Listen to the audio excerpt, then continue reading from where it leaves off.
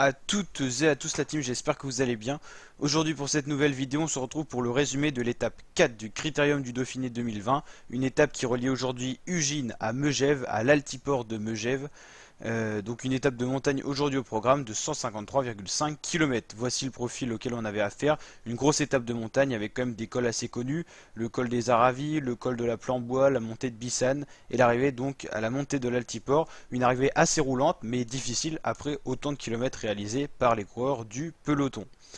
Donc on a eu comme chaque jour une échappée qui s'est créée avec de bons coureurs qu'on retrouvait à l'intérieur de cette échappée, notamment des coureurs Ineos tels que Kwiatkowski ou encore Van Baarle qui n'ont plus de leader au général en vue de l'abandon de Egan Bernal. On fera d'ailleurs une vidéo sur les abandons, vu tous les abandons qu'il y a eu, pour résumer un petit peu tout ce qui s'est passé. Donc n'hésitez pas à regarder ça, checker ça sur ma chaîne YouTube. Plein de vidéos d'ailleurs sur le Critérium, il y a une playlist attitrée à cela. Donc si vous voulez suivre toutes les courses cyclistes telles que le Critérium, Tour de France ou encore Milan-San Remo, tout ça, toutes les plus grandes courses cyclistes, il suffit de s'abonner à ma chaîne YouTube et d'activer la petite cloche des notifications. Donc je compte sur vous pour les nouveaux, les nouvelles qui arrivent sur la chaîne. On est de plus en plus nombreux et nombreuses, donc n'hésitez pas à nous rejoindre. Cliquez sur le bouton s'abonner et voilà, vous êtes dans notre team et ça fait plaisir. Ça permet de nous soutenir également. Donc on a une échappée, donc comme je vous disais, qui s'est créée dès les premiers kilomètres. Donc ça a permis à des coureurs de prendre des points dans les différentes ascensions pour le classement du grimpeur, qu'on verra d'ailleurs au niveau du bilan de tout ce qui s'est passé, donc qui est le nouveau maillot de meilleur grimpeur. Et donc dans l'échappée on pourrait retrouver des coureurs comme Davide de la Cruz, Lennart Kamna ou encore Julien Alaphilippe, et une bonne quinzaine de coureurs quand même, hein, avec des coureurs pas très dangereux au général, faut l'avouer. Donc on a eu du tri au fur et à mesure des kilomètres, surtout dans la montée de Bissane au final, avec des coureurs comme Delacruz, Julien Alaphilippe, Kwiatkowski qui ont su rester dans le bon groupe à l'avant. On avait à peu près 8 coureurs. Ensuite, ils ont basculé dans la descente, ils ont fait la descente à bloc pour reprendre de l'avance sur un peloton qui roulait pas mal. On a eu Jumbo qui a roulé, ensuite la Bahreïn de Miguel Landa, on a cru une attaque, et puis c'est finalement Jumbo qui a réaccéléré, notamment avec Tom Dumoulin, qui a permis justement de faire un gros écrémage dans le peloton.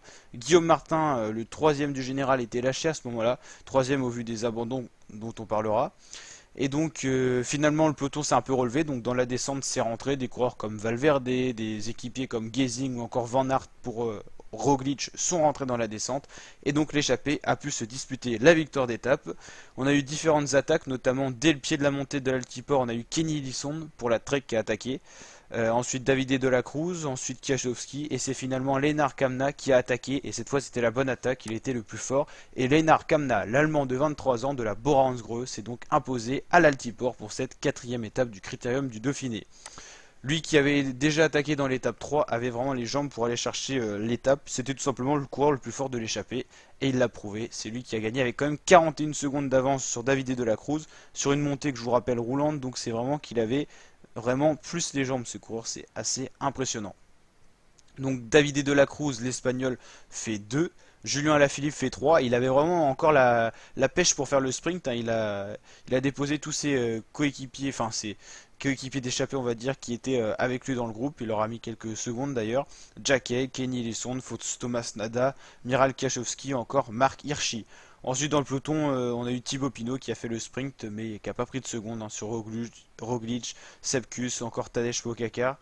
Et un beau groupe, hein, de favoris qui est arrivé, c'est au niveau de Carl Fredrik Hagen qui a eu une cassure. Donc au niveau du classement général à l'issue de l'étape 4, on retrouve quand même deux Français dans le top 3. Primoz Roglic toujours premier, Thibaut Pinot à 14 secondes, Guillaume Martin à 24 secondes. Donc vraiment c'est des écarts assez resserrés. Donc on se dirait que tout pourra encore se passer, mais vu que demain l'arrivée est aussi à l'altiport, j'ai craint qu'on ait toujours un peu la même configuration de course avec très peu d'attaques et une Jumbo Visma qui roule justement pour empêcher ces attaques et donc pour assurer la victoire à Roglic, hein. Miguel Landa est 4ème, Daniel Martinez est 5ème, 6ème Miguel Angel Lopez, 7ème Nero Quintana, 8ème Richie Porte, 9ème Tadej Pogačar et 10ème la remontée de Romain Bardet au vu de tous les abandons et au vu qu'il a tenu quand même dans le peloton. Pierre Rolland, Warren Barguil sont également pas si loin que ça. Donc voilà, le meilleur sprinter c'est Roglic au vu de ses victoires d'étape. Meilleur grimpeur c'est Davide de la Cruz, le voici. Donc Fausto Masnada est un peu plus loin derrière. Il y aura encore une étape de montagne demain avec beaucoup de points d'attribuer. Donc ça peut encore changer. Par contre le coureur doit impérativement être au moins déjà classé dans ce classement pour pouvoir le remporter, parce qu'il n'y aura pas assez de points non plus de distribuer. Le meilleur jeune, c'est Daniel Martinez devant Tadej Pogacar. Egan Bernal, comme je vous l'ai dit, a abandonné. Meilleure équipe, Jumbo et ensuite Ineos. Alors Ineos, je sais pas vraiment avec qui, hein. Ils ont des coureurs qui sont assez loin, mais assez réguliers, on va dire. Ça veut dire qu'ils doivent être 15, 16, 17 ou quelque chose comme ça. Donc la team, si la vidéo vous a plu, n'hésitez pas à bombarder la barre des pouces bleus, ça fait hyper plaisir. À vous abonner à ma chaîne YouTube pour d'autres vidéos de ce genre. On est de plus en plus nombreux et nombreuses sur la chaîne, ça fait hyper plaisir la team. Et je vous dis donc à très bientôt pour de nouvelles vidéos. Ciao ma team.